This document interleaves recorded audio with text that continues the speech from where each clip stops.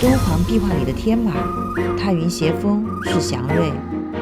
我把这份祝福手搓成了一件可以陪伴在侧的高定。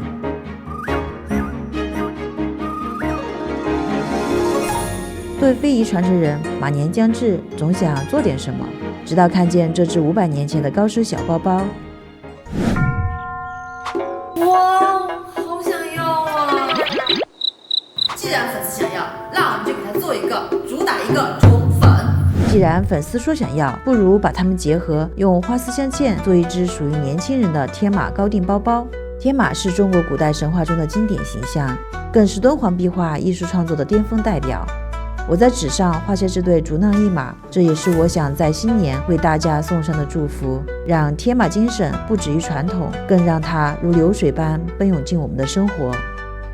明代的黄金小盒，华美却厚重，珍贵但未必适合当下。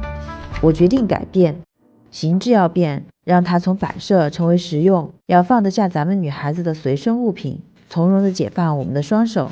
工艺要变，让花丝的轻盈代替黄金的沉重；色彩要变，热烈的色彩化为清新淡雅的银，更贴合我们现代的生活节奏。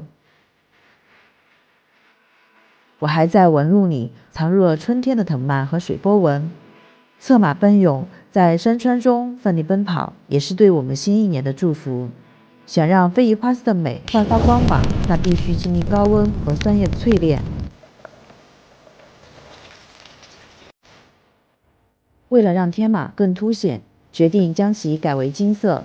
最后在这对竹浪一马上镶嵌上蓝色宝石，包包上舍弃浓烈的色彩，选用粉绿淡雅的天然玛瑙镶嵌做搭配，清雅又时尚。再用珍珠搭配做一组头饰。天马咸丰，花丝新生。从敦煌壁画的千年匠艺到花丝镶嵌的指尖乾坤，变的只是时代，不变的是对极致的追求。来自1000年前的浪漫，依然能够陪伴亲爱的你，走得优雅而坚定。马年，愿你策马扬鞭，奔涌向前。